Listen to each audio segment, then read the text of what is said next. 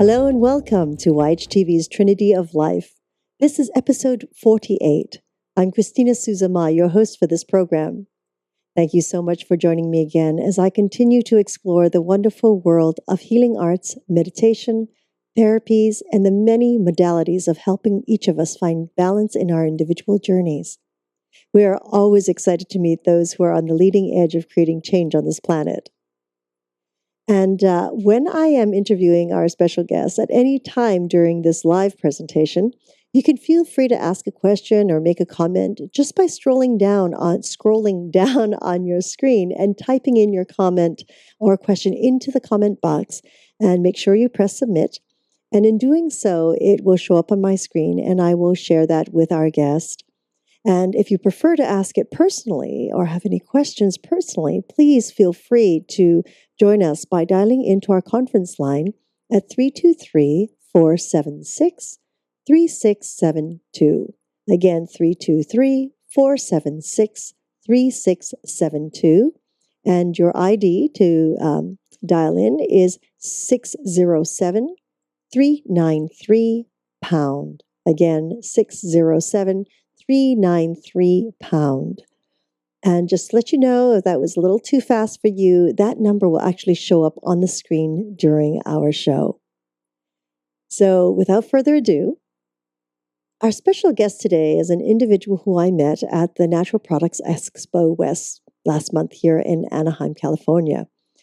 Now, I was very moved by her story, a story of her journey with her father that inspired her to write her book, A Turn for the Worst, and also to create an amazing product called Liquid Hope, the first whole foods meal replacement. I would like to take a moment and welcome Robin Gentry McGee to our show. Hello, Thank Robin. you. Hello. Thank you, Christina. So I hear it's pretty stormy out there by you. Yeah. Internally. No, it's all good. Actually, it's beautiful today. The storms are coming and going, though. Oh my goodness. Well, you got to fly out here to Los Angeles. Come on back out this way. Please. That would not be soon enough. So Robin, again, thank you for honoring us today. And can you share with us a little bit of your history and your background, like where you were raised and how you came to be where you are today? Sure, absolutely. Starting at the very beginning, my I was born in Ohio, and we moved my parents were from Tennessee, close to Nashville. So I grew up somewhat in Tennessee both sets of my grandparents were both farmers. And so then we moved back to Ohio, where I've sort of been transplanted to ever since. And I think from growing up with a lot of family who worked the land, it kind of came into my blood, and ended up being a large part of what I've done with my life is all things that have to do with food, basically. It's where I've landed. So did you have to work on the farm while growing up as well?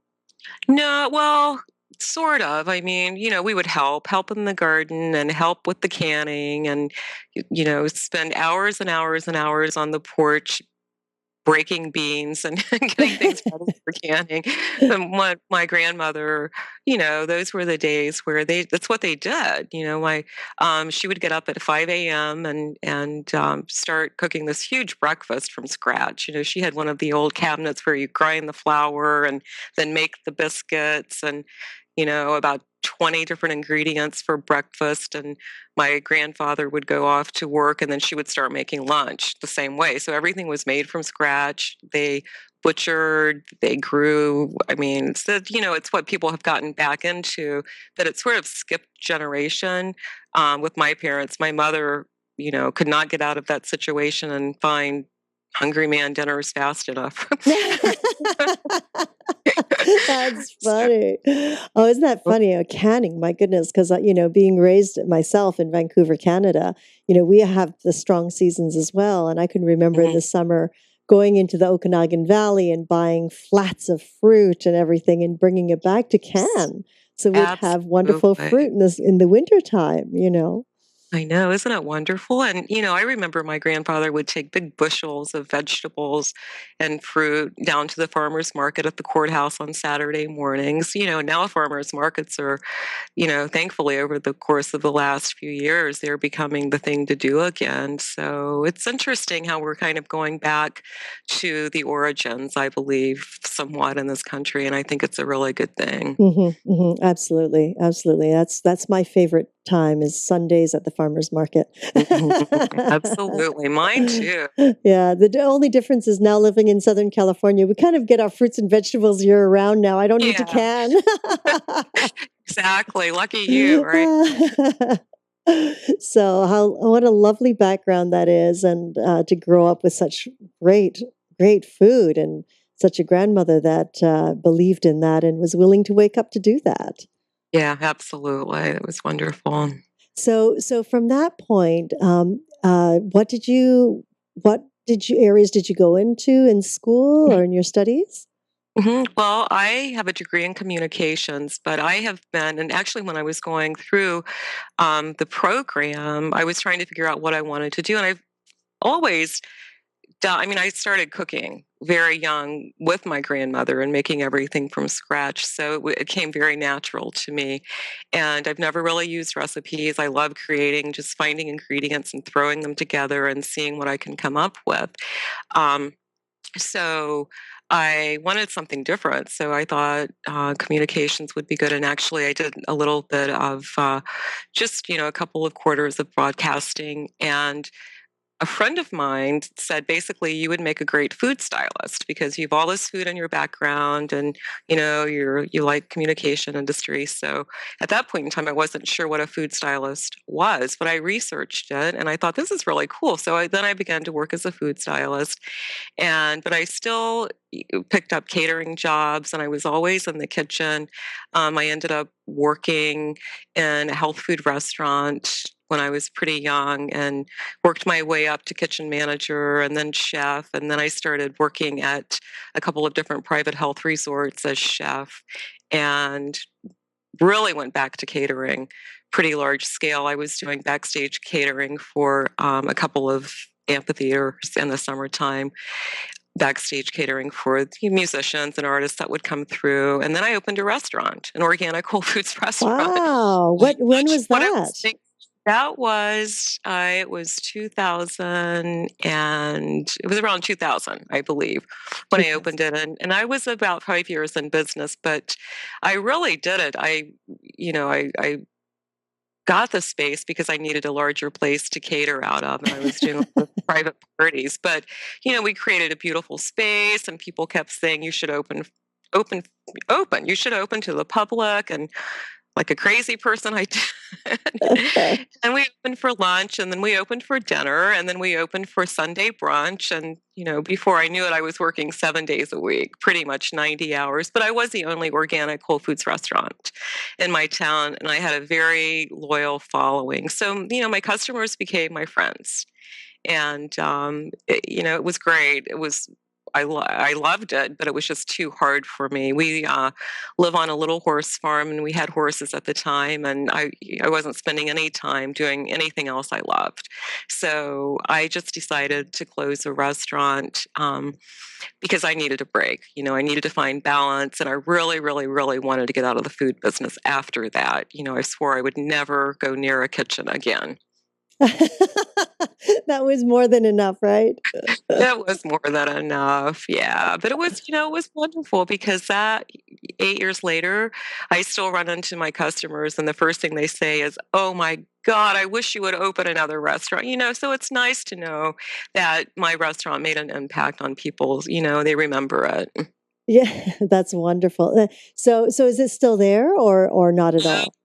No, what happened was it was in kind of a little strip mall area, if a little shopping center, and parking was an issue, and I was so busy that all of my customers would take all the parking spaces, and the landlords were constantly getting complaints from the other tenants. And after I decided to close, they said, "No more. We will never let another restaurant come in here because there was too many problems." I was too busy.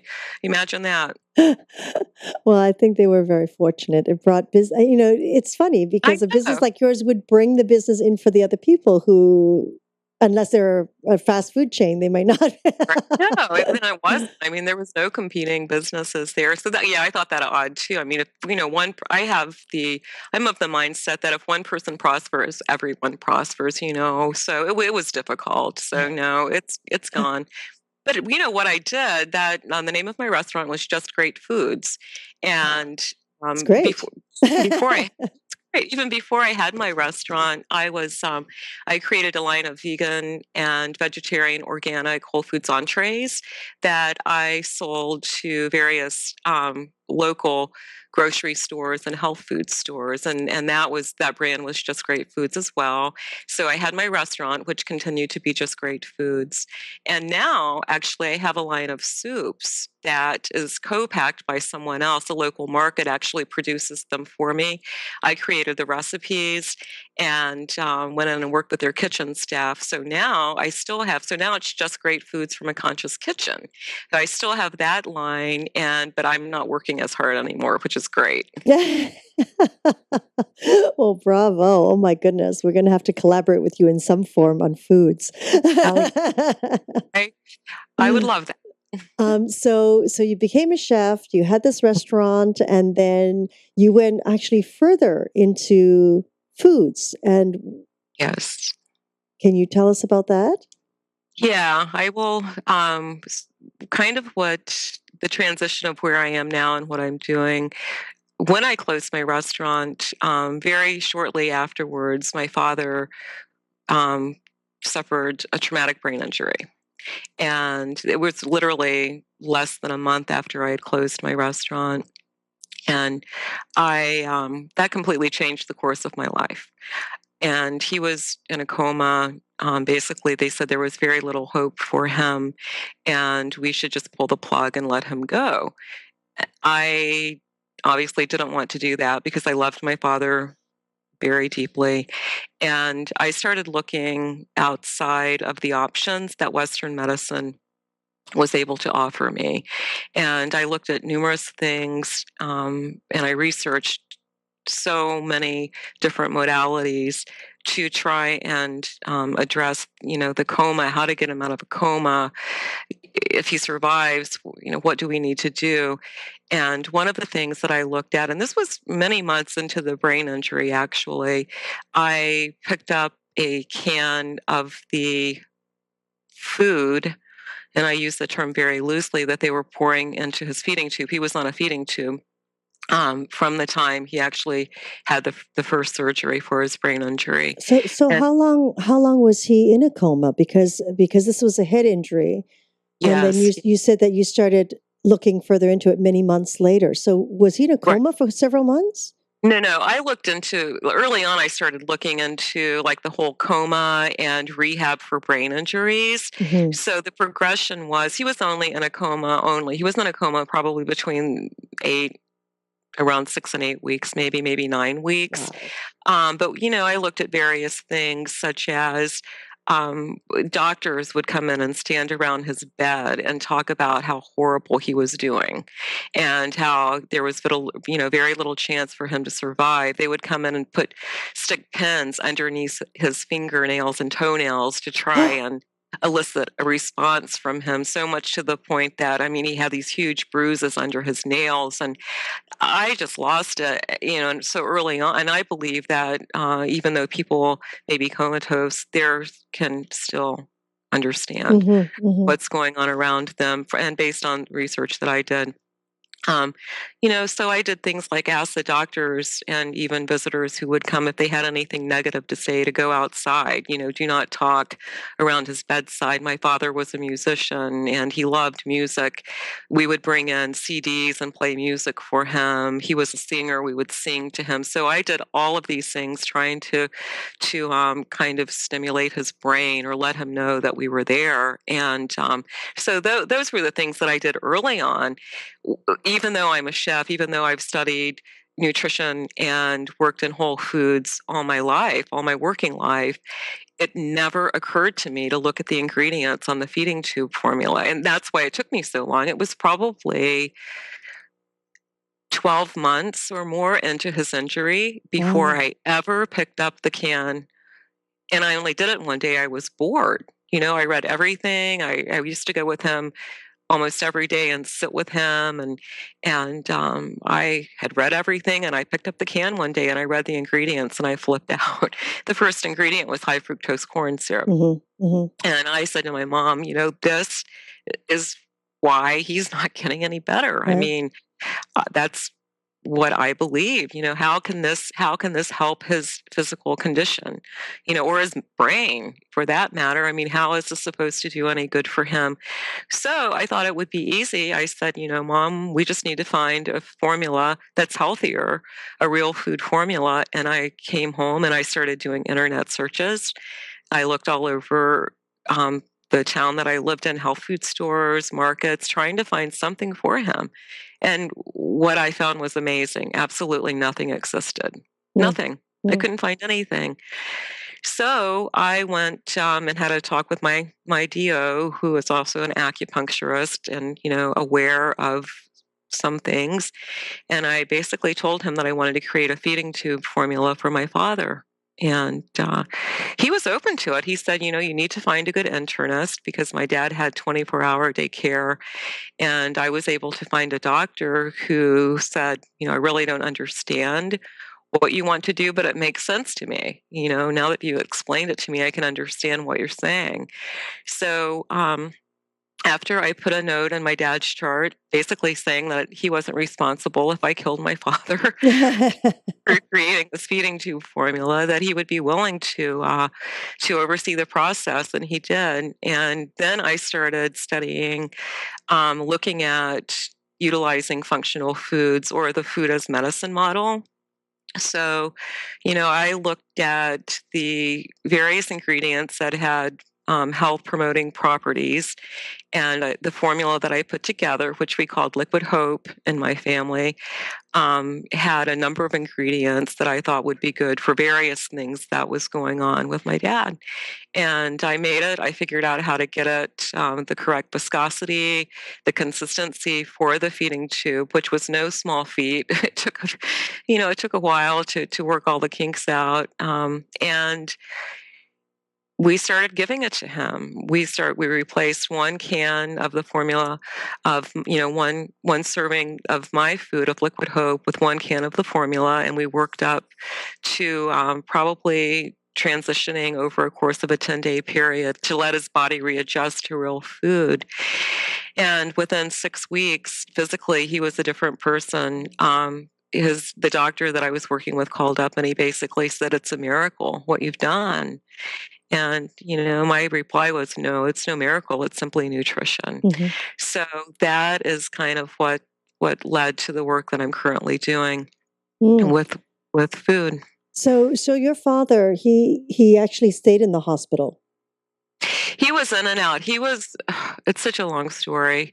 And you can just tell me when, he went, and the whole thing is so sad because he initially he was in two different hospitals.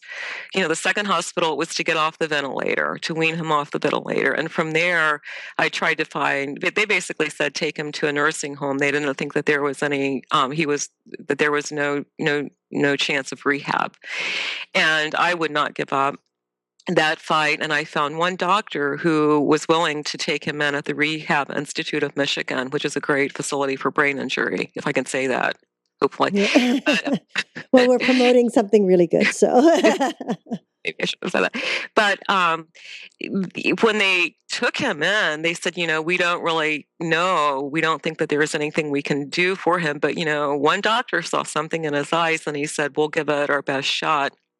My dad was there for 108 days, and he far surpassed any expectations. Mm. He did so great. And when he left, when he was taken in on a stretcher, pretty much still in a coma. And when he left, he was filled out in a wheelchair, waving, smiling. And he was taken home, and the plan was to go to outpatient rehab and continue the process. He had begun to walk again. He lost all ability with a brain injury, but when he was released from rehab, he was walking again on the parallel bars. Great. So he was home only 1 week, and I think it was about 7 days, and he became aggressive, which was not in his nature. And my mother wasn't sure what to do. It freaked her out. So she called the doctor and they said, bring him back to the hospital, take him to the emergency room. So they took him to the emergency room and they began to sedate him.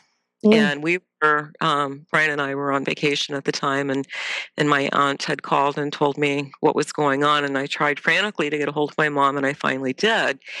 And, how's he doing? And she said, oh, he's doing better now. He's settled down. They've sedated him. And I said, something tells me it's not a good idea to sedate a person with brain injury. Just a thought. And she said, oh, it's okay. Doctor says it's okay. So they admitted him, and he had a urinary tract infection. And apparently the protocol for an older person with a urinary tract infection, if they're admitted to the hospital, because they do come aggressive, which is something I did not know at all then, was to sedate them. However, when questioned about, is this a good idea, their response was, we're not treating the brain injury, we're treating a urinary tract infection. So over the course of 10 days, by the time I got back to Michigan, he was pretty much the way he had been the day he was taken into the rehab center. Yes, like back in a coma state? Yes, he was pretty much coma. I mean, he was aware, but he was just not there. He decompensated so rapidly because they gave him, there was, over the course of 10 days, there was something like 7 or 10 different medications, sedatives. I mean, they would try one and find it was too strong for him, so they would try another one. I mean, they were giving him, antipsychotic drugs, all of these things that just completely wiped him out. So we took him back to the rehab center, and they tried to work with him again, and they were never able to bring him back to his baseline. So what they said was, really, you should just put him in a nursing home. There's no again, there is no hope for him. I mean, after all that, and he had such a will to live. I mean, he tried so hard. It was such a beautiful process to watch him, and the light in his eyes and then it was just over. So, my mom, at that point, my parents lived in Michigan when my dad had the injury, and she ended up bringing him back to Ohio because there was more family around to support. So she just took him home, with nursing care, and only after all of that is when I began to look at the food, because I still wouldn't give up. I still thought, even though he was not meeting the measures required to keep somebody in rehab, that he still had a will to live, and I was willing to fight and do everything that I could for him to see how far I could get him. And we did. We were able to we were never able to get him back to the baseline that he had achieved after the first round of rehab, but he made a lot of progress with a lot of different modalities that we found along the way that we could utilize with him, including the food. That's amazing. So basically, he stayed home with your mom with the 24-hour care at the same time. Yes. And are you the only child? No, I have 3 brothers. And when you started onto this mission of trying to find alternatives or other ways to support him, I Mhm.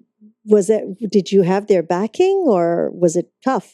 No, I mean, I ask this question because it's quite Yeah. often when people don't, we're so, this society and the culture that we live in right now about, the quick fixes all the time. It's not easy to talk people into taking a step back, taking a breath and going, let's look at this from the core level. It isn't. And I Absolutely. hear it so often from so many people who are making strides like you that these hurdles come Yes. from family first. In my family, I'm very different, and I don't know why. We came from the same parents, which is always interesting to me. But, I was always the crazy hippie girl, that was growing herbs in her backyard and, digging in the dirt and, I mean, I was just very different.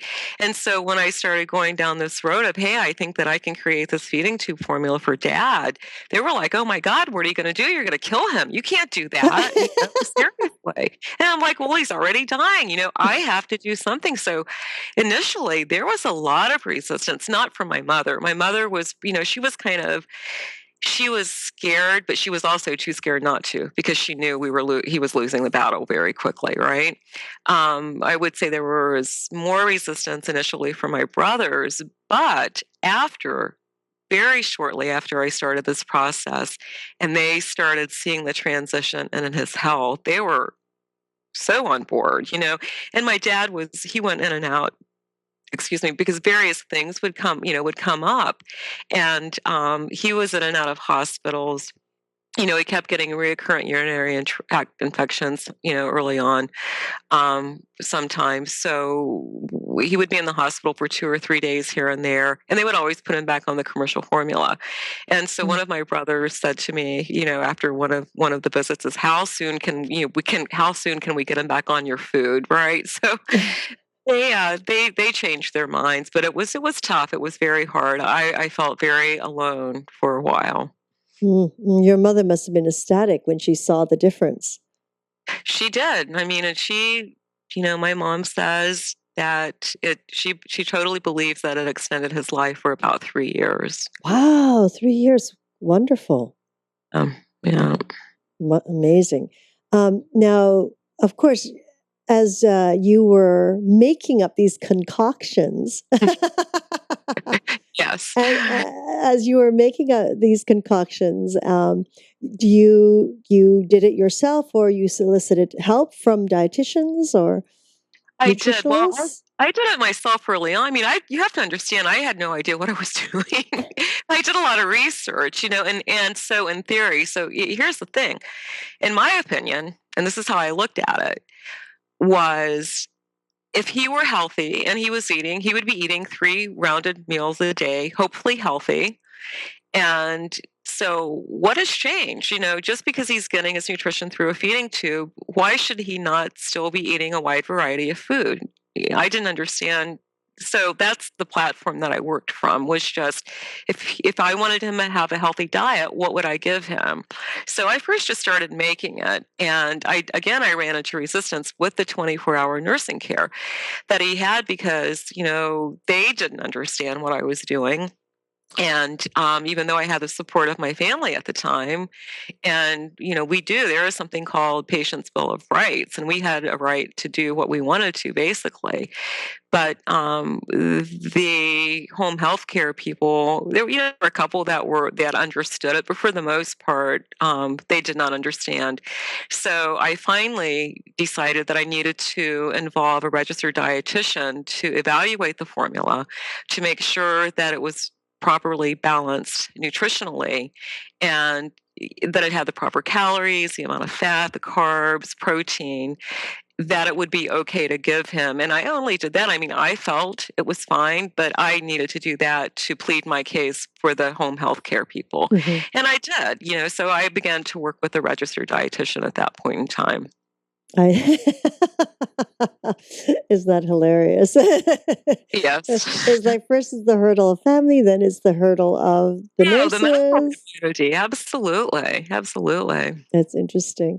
And what about his doctors? I mean, no, so help me understand this. So since his initial injury, he Mhm. had to stay with a feeding tube for the rest of his life.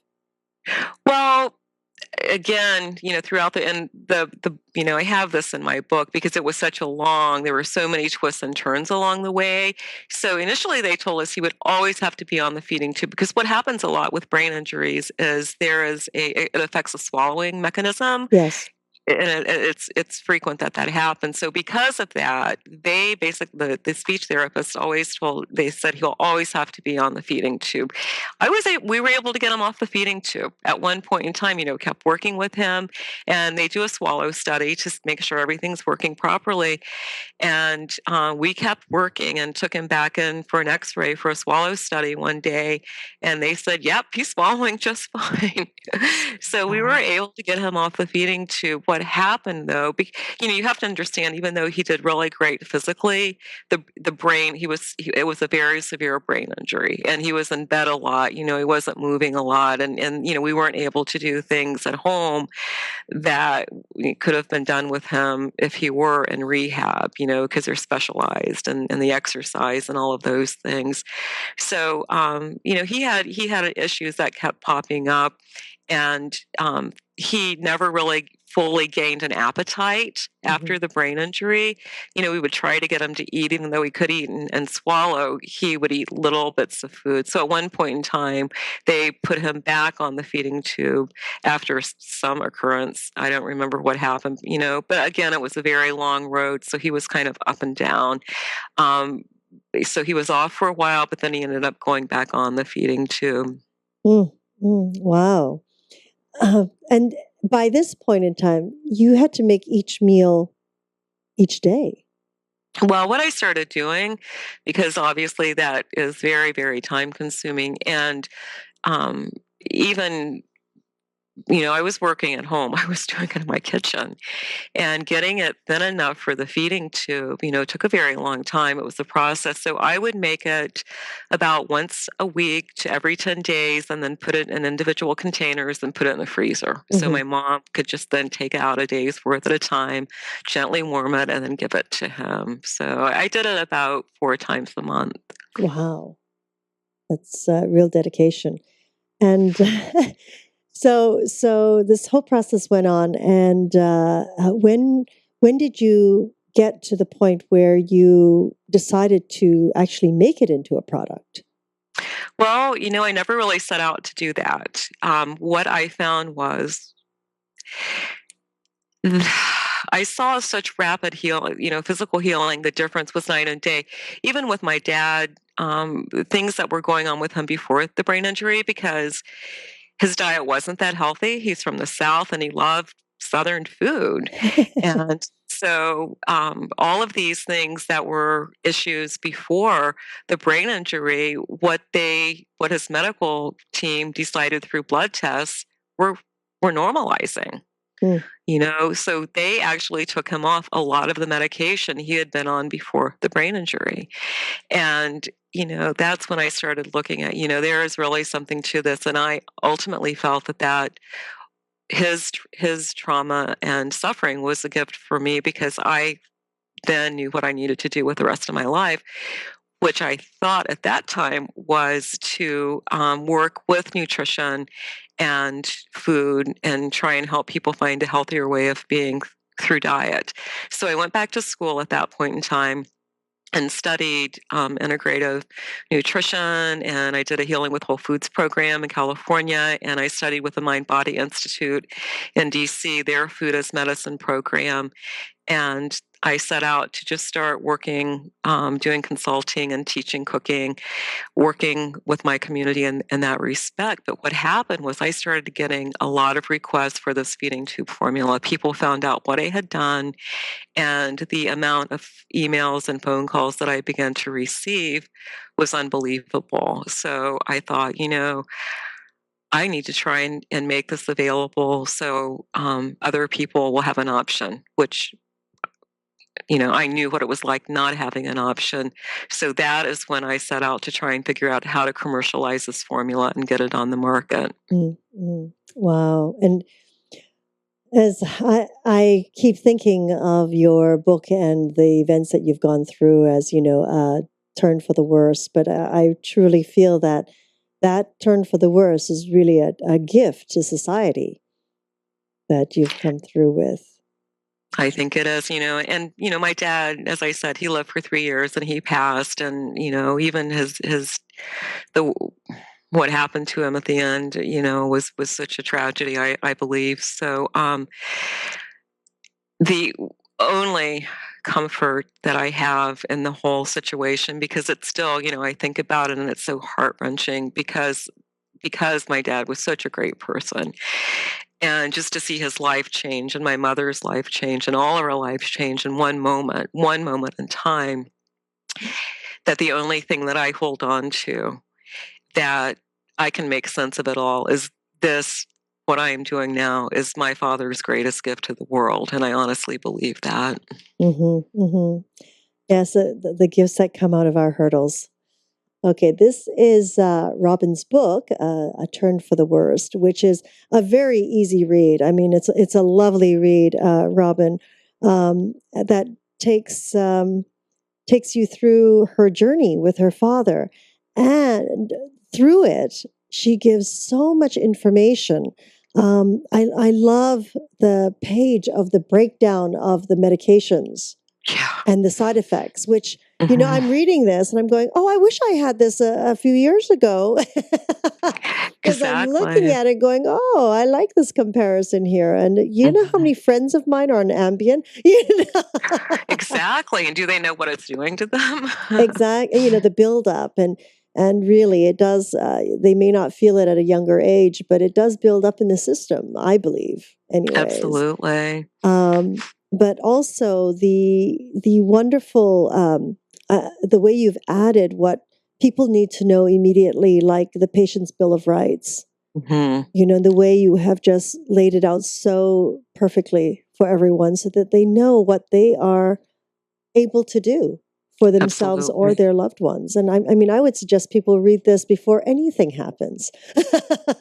Yeah, Quite honestly, I mean, because when things happen, sometimes your choices and the decisions you have to make are fast and furious. absolutely. So rapid, and and you're in shock. You can't even you can hardly keep up with the day to day Hmm. of what you have to do, and what's before you, and trying to make decision that's going to impact the outcome. Most of the time of your loved one. It's very difficult to do. I remember early on, the first hospital that my dad was in, this woman came up to the nurses station. We were sitting there in the waiting room one day, and she just walked right up and said, "I am so and so's daughter. I am going to be your biggest nightmare. You better answer my questions." And I was like, "Oh my God." But you know what? I now, going through what I went through, I completely understand where this woman was coming from. Mm, amazing. It's there's one page here that I'm looking for, which is about all the different um, oils and vitamins that you also have listed here. Hmm. It's wonderful what you've done. It really helps everyone to see things so clearly.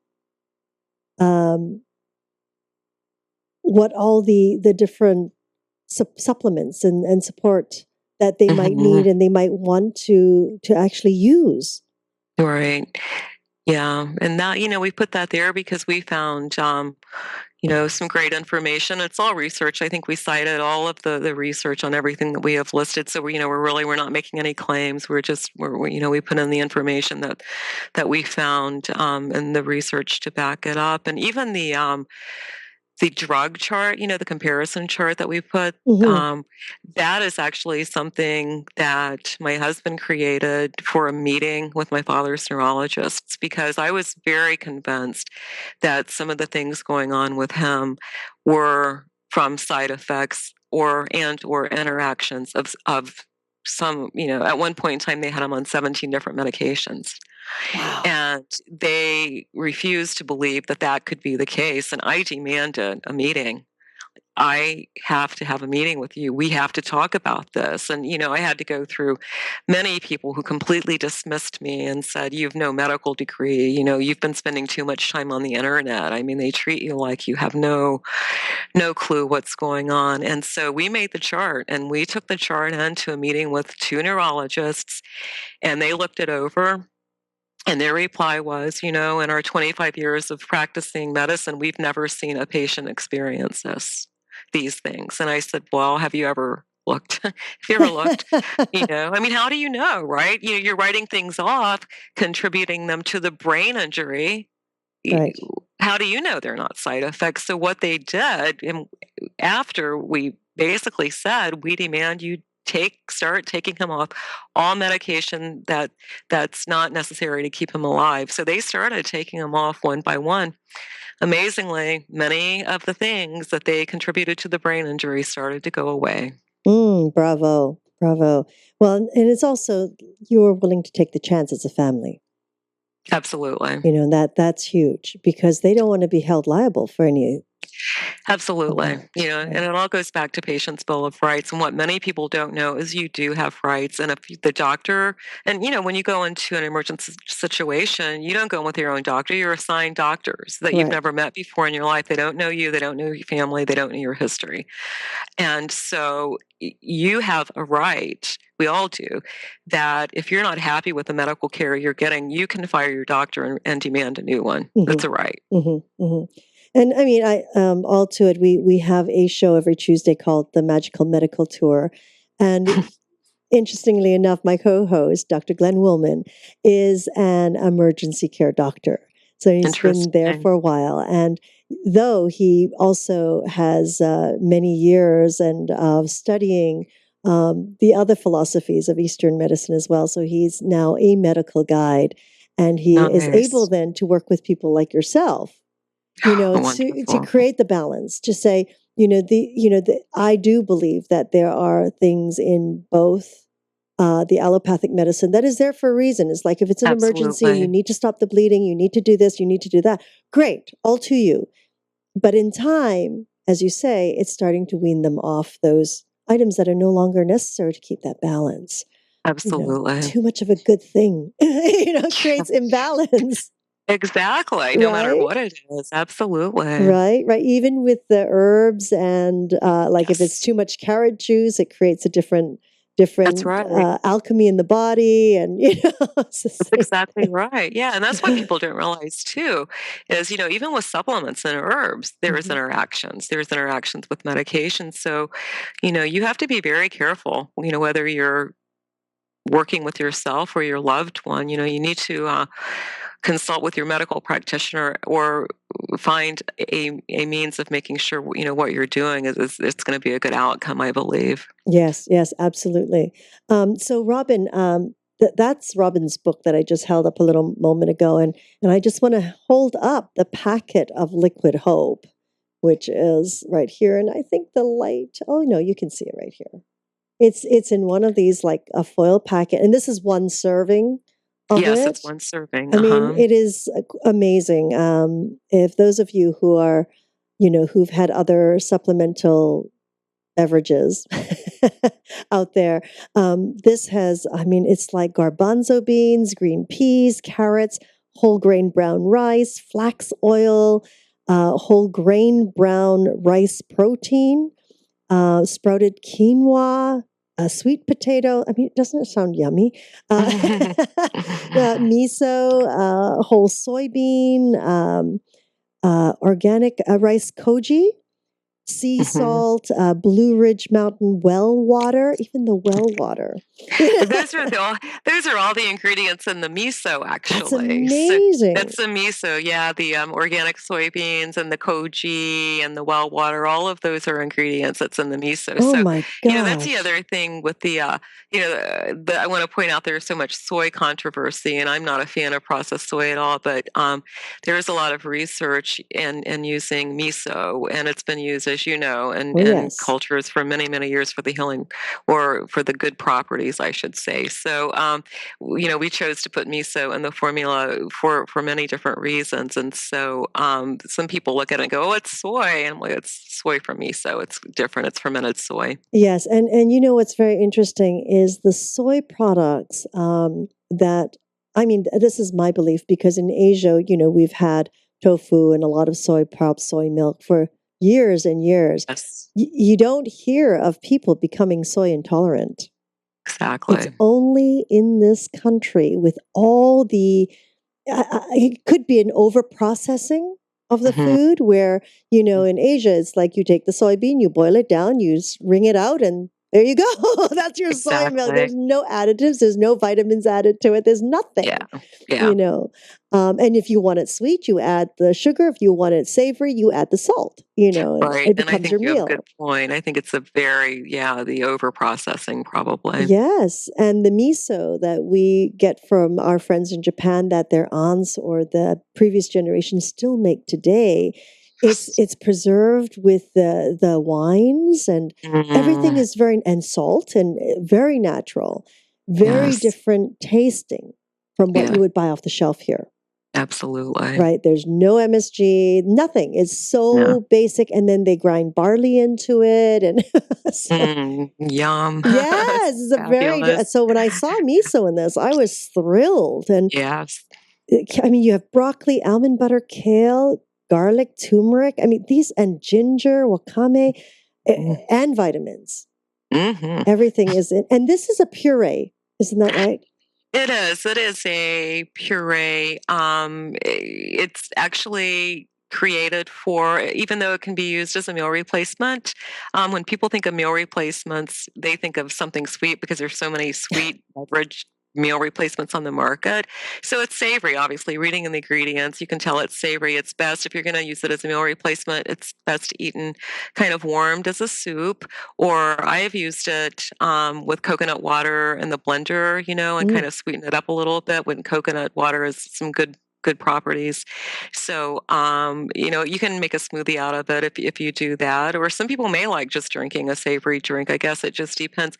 However, it is created for a feeding tube, so the viscosity, it's a very smooth, very thin consistency. So it's like drinking a broth. Yeah, not as thin as the broth, but if you've ever had one of those protein drinks, the thicker protein drink, that's probably what it's like. Wow. Yes, I have yet to crack this thing open and try it myself. Yeah, you should try I'm reading the products going, oh, that sounds so luscious. It's great. Yeah.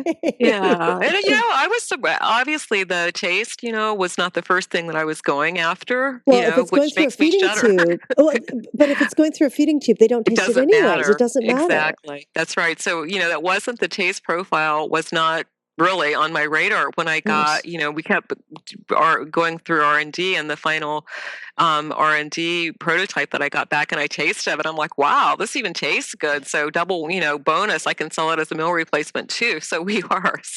It worked out great. That's wonderful. Now, Robin, would it be okay to bring up the comparison chart that's on your Sure. website Yes. so that we can at least show everyone? And most of the other meal replacements, so to say, or supplements that are listed. As far as I know, all the 5 that are listed here are sweet. Yes, they are. I remember them. You open the lid, and that's all you get is this very, very sweet smell. That's right. Exactly. And of course, Liquid Hope is the first product, and the first check mark is whole food ingredients, Hmm. which we can see Liquid Hope is the only one that has that. That's food. I mean, I think some of them use powders, like dehydrated powders, So what we, as far as we know, and we've done a lot of research, like we're the only one that uses real food. Yes. Yes, I do believe that. And you're the only one that is 100% vegan and dairy free. I do remember reading a lot of milk powders and things like that in the other Yes. ones. Yeah. Yes. And of Yeah. course, is gluten free, which a lot of them are gluten free, except for Hmm. one. And Yes. then, yes, there's a topic these days on GMO, of course, which, Mm. that's another topic altogether that is going around in this nation and hopefully in other Yes. nations as well. Yeah, I think a Um, lot in other nations. yes, yes, they're starting to move very quickly on that Mhm. matter. And complex carbohydrates, you're the only one who has that in your Mhm. product. Now, the calories is much higher. Yours is a 12-ounce portion Mhm. as compared to everyone else with 8 ounces. Mhm. I Um, think one of them is 11 ounces, if I remember this one correctly. I don't 11, It's let's see, 111. 11. Uh, the second to last, I think the Slim Fast is 10 ounces. Okay, yeah, so anyway, yeah, yeah, so, gram for gram, we may be a little more nutrient dense as far as the calories. Yes, yes. So it's not, the difference is the calories are not made up of sugars. There's yeah, the big difference. So if you're, Yeah, I think it's like comparing apples to oranges even when you're looking at the caloric value because it's yes, just a very different way, right. of getting your calories. So having looked at that, for those of you who have people on meal replacements, this is something that would be hopefully very important to you. Now, my question is, because I have actually shared your product in the means of what you've done with nurses and things like that I know. Mhm. Yes. And now, how long has this been on the market? We actually, in the shelf stable formula, which is what we worked toward developing for a very long time, which requires no refrigeration, Hmm. and it has between 18 to 24 month the shelf life at ambient temperatures. So basically, tell me the question again. I'm sorry, I was telling you How, the. well, how long has your product been available? Oh, January. We just launched our first production run of the shelf stable in January. Oh my goodness, At the congratulations. share. So it Thank is you. extremely new to the public. It's very new, yes, uh-huh. Wonderful. And then, so that's the packet, of course, I have in my hand because it's shelf stable. Mhm. And there's only one formula at this time. Yes, we will be doing other follow-up, formulas, but we're just happy to have this one the Yes. 8 years to develop and get this on the market, so Oh hopefully my the other ones are goodness. not gonna be that long. Well, congratulations. The first one is always the most trying, and The learning curve, yeah, absolutely. absolutely. You've built the road, you've Mhm. paved it already. Yes, Now it's all the finally, I window hope. dressing along the way. Exactly. Oh, that's wonderful. And then, and how can people get hold of it? They can go to our website, Mhm. functionalformularies.com, and we're actually getting ready to put a web store up. It should be up this week, which people can go on and order it online. It's carried in some retail stores just locally right now, Right. but we're out of it. We sold out of our first two production shipments in less than 3.5 weeks, and I had no Right. idea it was going to sell so quickly. So we will be getting another shipment in about 5 or 6 weeks. So we will have our store up, and people can go on and order. Wonderful, wonderful. And then, and of course, your book, I'm assuming, is also available on your site as well. Yes, uh huh. Wonderful. Now, my biggest question is, how does the medical society take to this right now? I mean, have you introduced it to a lot of doctors? Have you gone to like any medical conferences and introduced your product? We went to an integrative health symposium in New York in January, and that it was welcomed with open arms. I mean, literally, I had people coming up to say thank you so much for what you've done. There's one woman who actually is an RN who runs a patient advocacy group nationally, and she said, I have been looking for this product for 40 years. Thank you Ah, so much for doing this. And that's what we heard not one negative response from the integrative health community. But I will say, and how this typically works, a lot of people want to bring this into hospitals, and we're not in hospitals, but family will call us up and ask, how do we get this in for our loved one? They'll take the information to the registered dietitian or the nutritionist and or the doctor and try and get approval to bring it in. We've had some medical institutions welcome it with open arms. I had one doctor call me up and same thing. She said, "This is amazing what you've done. This is so great. You finally created this product. Thank you." But we have had only a couple, we've had a couple of facilities who have denied the patient's family to bring it in for whatever reason. We've, heard from one that we weren't an approved supplier, but they wouldn't tell them how to get approved. So, I think there are people who understand it and think it's wonderful, and there are people who can't understand the need for this. Their response is, why would you want to give someone anything else other than this formula that we have here, that the first ingredient is high fructose corn syrup? There's nothing wrong with that. Why would you want to change? And they're serious. I'm not kidding you. I'm not kidding you. I would be very leery of going to that facility or even keeping my loved one in that facility. Yeah, exactly. But, the thing of it is so many people still don't even, Yes.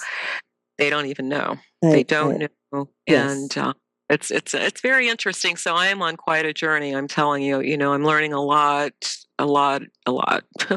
Wonderful. Well, there is a question that popped up over here about the Nexty Award.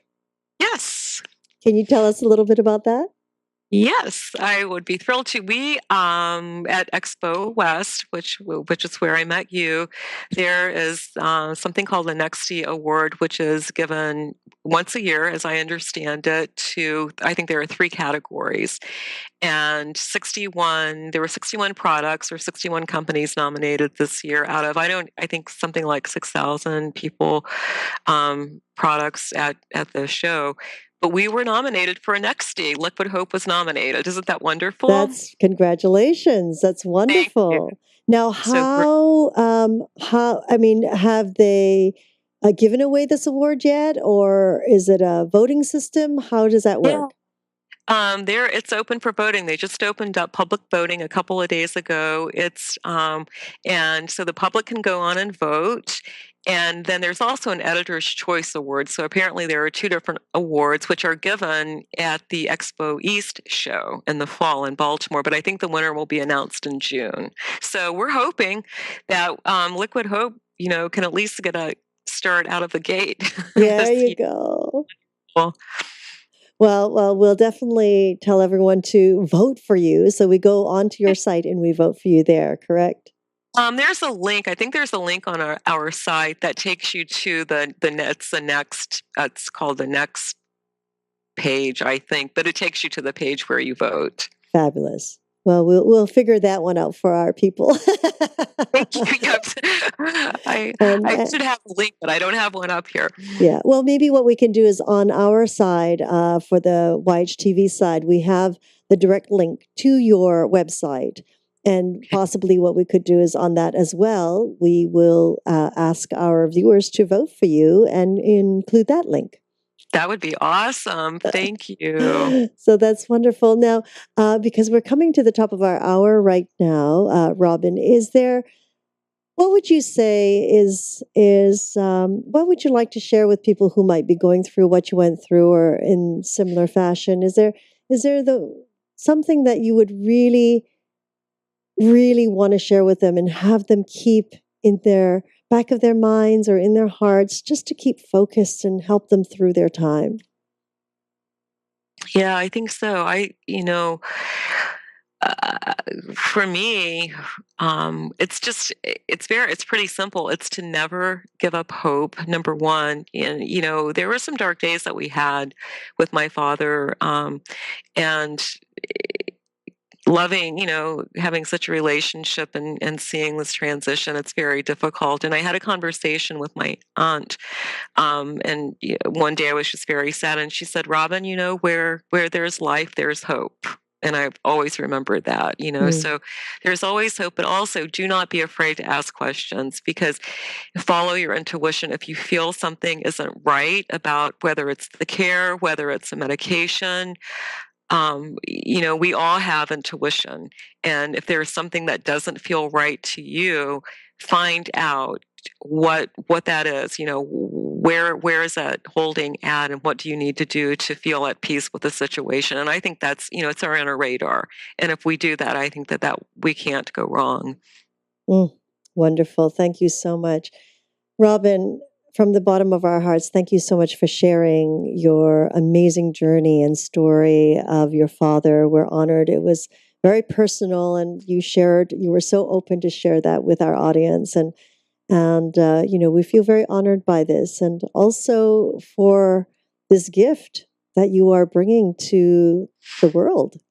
No, thank you. Thank you so much for having me on and allowing me to share this with others, Christina. I appreciate it. So thank you. And we look forward to following up with you and keeping up on things. And I would like to thank each and every one of you for joining us in this new platform of education and information.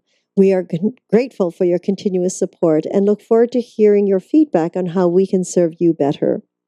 We invite you to join us live every Tuesdays for Magical Medical Tour at 10:30 a.m. Pacific Time, 1:30 Eastern Time. Wednesdays for Trinity of Life at 11 a.m. Pacific Time, 2 p.m. Eastern Time, followed every other week with Flowing into Awareness with Anatara. Until we meet again, namaste.